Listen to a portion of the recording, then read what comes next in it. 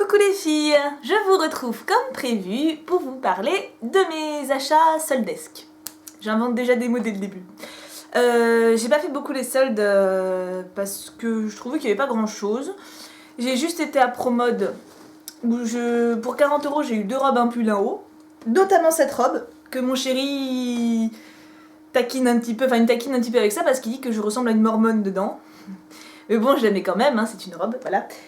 Et sinon j'ai été à la Fnac où je sais pas si on peut appeler ça des soldes parce qu'en fait ils font des promos de ce genre là toute l'année, mais on a pas mal craqué avec l'homme, n'est-ce pas? Donc je vais vous montrer ce que j'ai pris. Alors, en livre, oups, j'ai tout qui tombe, j'ai fait des petites piles et tout qui tombe. Alors, en livre, je me suis acheté La Romance de Ténébreuse, l'intégrale 2, parce que j'ai fini l'intégrale 1. C'est des gros bouquins. Ça c'était un peu un test, de toute façon comme à chaque fois j'achète une nouvelle série que je ne connais pas.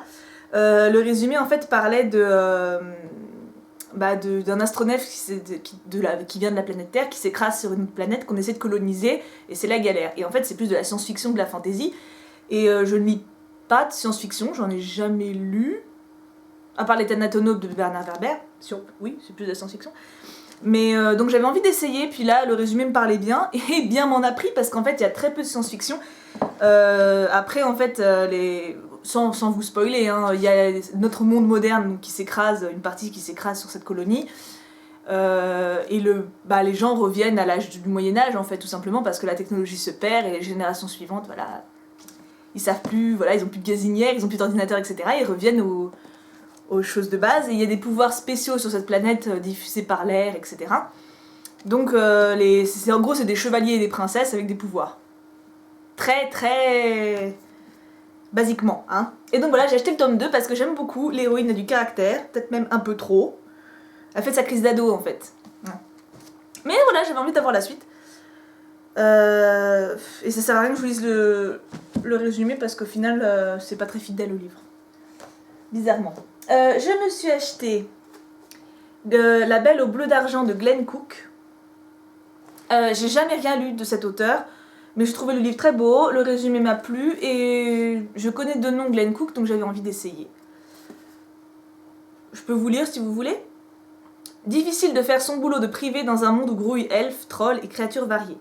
Gareth et ses acolytes, un homme mort omniscient et un métis d'elfes végétarien aussi prompt au danger qu'à la bagatelle, s'engage à retrouver la belle héritière d'une fortune en argent massif. Il lui faudra retourner dans le Cantar, où il a combattu 10 ans plus tôt. Théâtre d'une guerre interminable, la région abrite aussi une population de centaures, vampires et maraudeurs de tout poil. La Belle au bleu d'argent est le premier volume des aventures de Gareth, un Sam Spade, au pays des sorciers.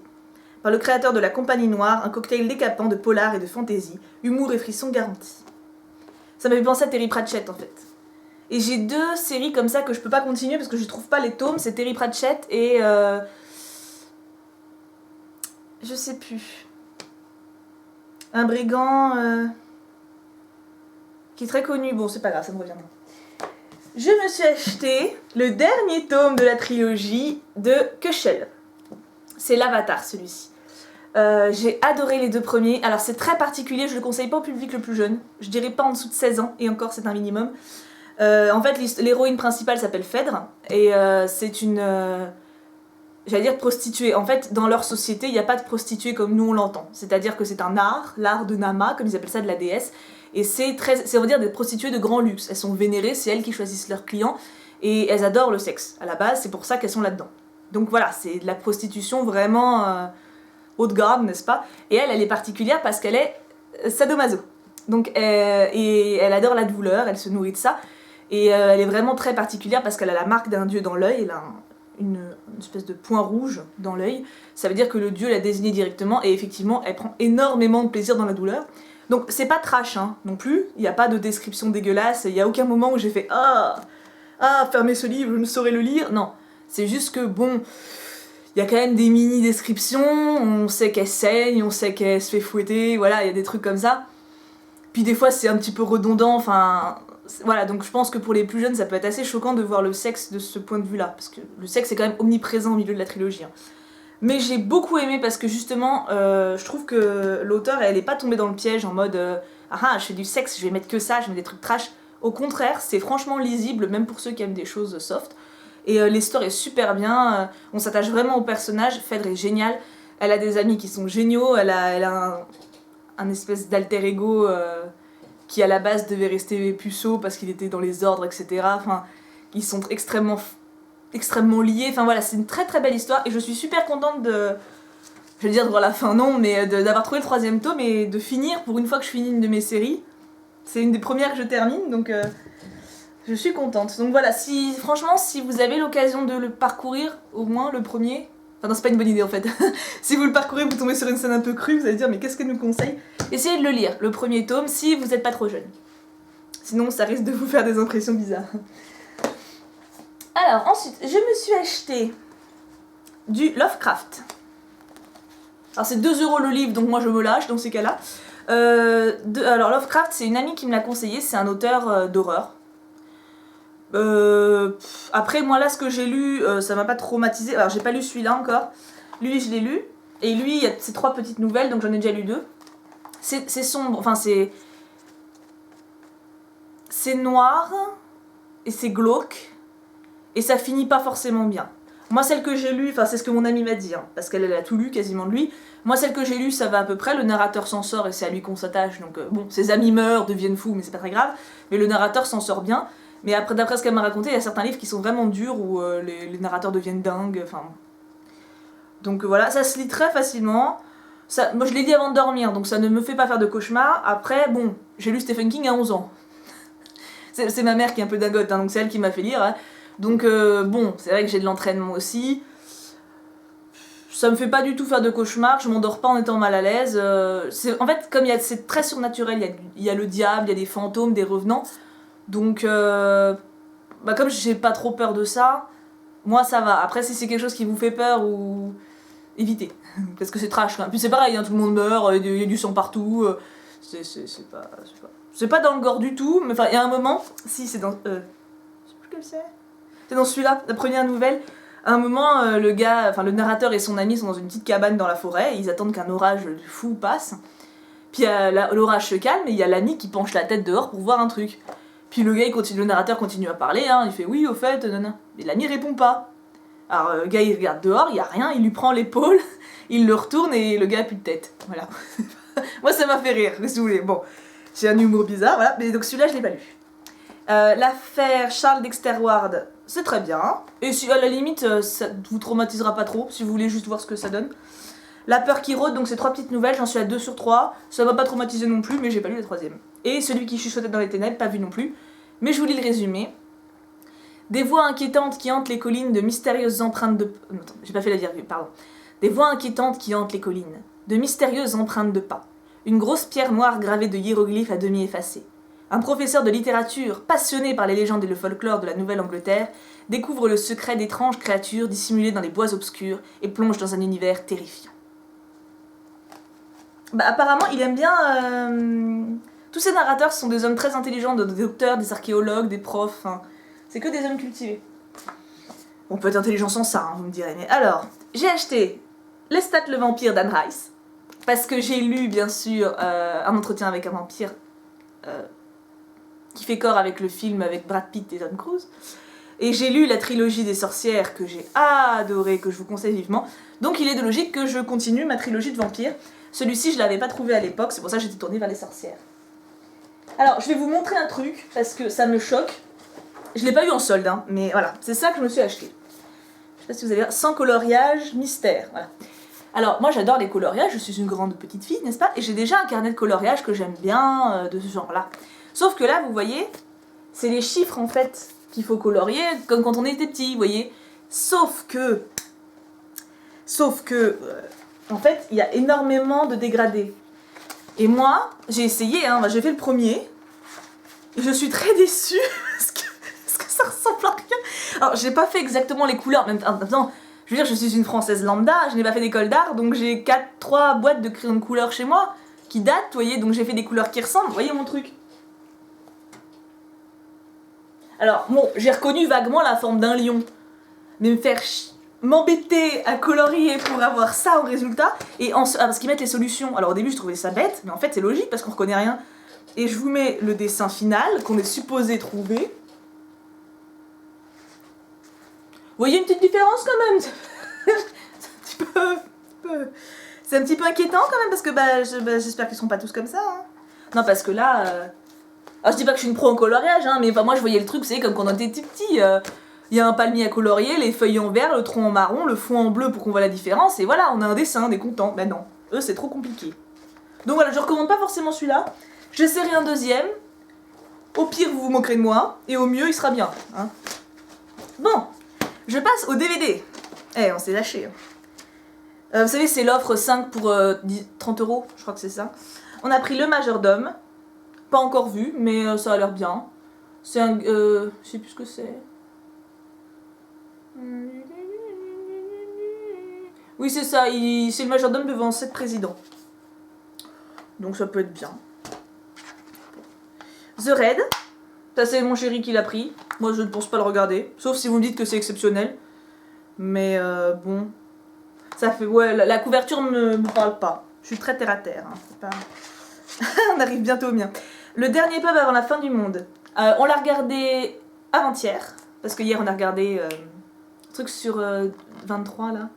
The Face... Two Face... Face Off. Truc... Enfin bon, c'est pas grave, peu importe. J'aime beaucoup. Donc ça, j'ai bien aimé. Il y a un peu trop de scènes lourdes. Du humour de mec, comme j'appelle ça. Vous savez, les mecs qui boivent, qui rotent, qui font prout-prout, qui tombent par terre et qui font oh là là, merde alors. Enfin, allez, vous voyez, c'est à regarder défoncer, quoi. Donc l'humour de mec. Bah, je sais, je suis sectaire, hein. Sexiste aussi. Donc voilà, mais j'ai trouvé très sympa quand même. Il y a une morale... ça détend. Et il y a quand même un semblant de morale derrière. Donc ouais, j'ai passé un bon moment. C'est pas mon film préféré du monde, mais je le trouve assez bien pensé. C'est dommage qu'ils aient caché, je trouve, l'intelligence des messages derrière trop de blagues un peu cons. Au bout d'un moment, moi j'ai regardé le truc, je fais oui, ok, on a compris, le gars il veut se bourrer la gueule, il a un mal-être, ok. Bref. Et après, on arrive au mien. Moi, chez Méchant. C'est le premier, oui, je l'ai pas vu. Et comme les mignons, tout le monde en parle et tout, je voulais voir pour les mignons. Donc voilà. Bon. Je l'ai pas encore vu, je sais pas ce que ça donne. Jack et la mécanique du cœur. On l'a regardé, il est très joli, très poétique, mais pour le coup, je sais pas si j'aurais spécialement envie de le revoir. Il finit pas très bien. Je vais pas vous spoiler, mais voilà, il finit pas très bien, c'est pas un happy end, quoi, à la fin. Et il m'a pas bouleversée au point que je finisse en pleurs, et il m'a pas non plus dégoûtée, enfin je sais pas, c'est joli. Mais il m'a pas bouleversée au point que je vais revoir une fin triste. En fait. Je sais pas, par exemple, quel film a une fin triste? J'allais dire Titanic, mais je suis pas complètement fan. Pocahontas. Par exemple, Pocahontas. Restons dans le dessin animé. Pocahontas, la fin est tristoune, mais c'est beau. C'est porteur d'espoir, vous voyez, il y a un truc qui... ça me fait pleurer, moins maintenant, mais je sais pas. Je m'embrouille. Il doit y avoir des films plus sérieux qui finissent tristes et que j'aime bien, mais là ça me vient pas. Oui, parce que la liste de Schindler ou la rafle, vu le sujet, bon, peu importe. En tout cas, il est très joli, à voir au moins une fois. Ça c'est sûr et certain. Voilà. Dragon 2, j'ai beaucoup aimé. Je voulais le voir depuis un moment, donc je suis très contente de l'avoir vu. Lui, il est trop mignon, hein, Croque-Mou, il est... Croque-Mou, Croque-Mou. Je sais plus, tiens, si c'est Croque-Mou ou Croque-Mou. Croque-Mou, c'est ça. Croque-Mou, il est vraiment trop chou, et leur histoire d'amitié est très jolie. Il a bien grandi, le héros, et c'est sympa à voir. Ils l'ont bien dosé, je trouve. Ils ont pas fait trop d'humour lourd, ils ont pas fait trop de gravité, enfin, ils ont bien... Je trouve un peu trop court, même. Pour le coup, ça aurait peut-être mérité une petite demi-heure en plus. Et en dernier, Ernest et Célestine. Alors je sais que de base, on voit la couverture, on se dit que c'est pour tout petit. Mais en fait, il avait eu beaucoup de bonnes critiques et j'ai 2 copines qui m'en avaient parlé. C'est quand même pas mal parce qu'elles n'ont pas d'enfants non plus. Et en fait, je l'ai regardé toute seule devant mon ordi, j'ai épargné mon chéri. Et il est effectivement très joli. Je suis pas sûre qu'il soit tant pour les petits que ça parce que... Alors les graphismes, ok, je vous montre. Les graphismes sont très mignons. Vous savez, ces couleurs pastel, etc. Mais il y a quelques passages vraiment angoissants. Il y a un moment où il y a les rats qui courent après Célestine parce qu'elle a fait une bêtise. Enfin, les souris, les souris gendarmes. Et en fait, on les voit courir et prendre tout l'écran. Vous savez, ça grouille vraiment et ça l'avale. Et moi, c'est le genre de truc, ça m'aurait traumatisé à vie si j'avais vu ça avant mes 12 ans. Non, j'exagère. Mais non, mais franchement, puis on le voit pas qu'une fois. Hein. À un moment, elle fait un cauchemar où pareil, elle se fait manger par un rat géant composé de milliers de petits rats. Enfin, pour des tout petits, c'est un coup à vraiment faire des cauchemars un bon moment. Donc, il est très joli. Ouais, c'est des comme ça là. C'est ceux-là. Bon, sauf que là, ils sont habillés entiers, mais quand elle fait le cauchemar, c'est juste les silhouettes. Donc, ouais, je vous le conseille à vous. Vous aurez peut-être une petite larmichouille à la fin parce que c'est quand même vraiment mignon. Et pour les enfants les plus grands ou jeunes ados. Mais encore, je vous dis, moi, quand j'ai vu la scène, j'ai pas fait de cauchemar, mais c'est pas ma pharo quoi devant mon ordi, hein. C'est pas. Je veux dire, c'était ma hantise quand j'étais gamine, donc les trucs qui grouillent, je veux dire. Et ben voilà, j'ai fait le tour. Alors, qu'est-ce que vous en avez. Je sais pas si vous voyez mon chat, il dort. Vous voyez sa queue là? Il s'en fout, il me snob. Bon, ben voilà, j'espère que ça vous a plu. Puis c'est tout, j'ai rien de spécial à vous dire cette fois-ci. Ah oui, je me demandais si ça vous intéressait, parce qu'en fait j'ai une passion à côté de Disney, les livres, etc. Je suis passionnée par une certaine sorte de poupées de collection qui s'appelle des BJD. Et je me demandais si ça pouvait intéresser que je les montre. Mais je pense pas vous directement, peut-être je sais pas. Je nage, vous voyez. Je suis perturbée. Quoi de neuf vous sinon? Hein? Moi je suis toujours au chômage, mais j'ai envoyé mon premier CV aujourd'hui.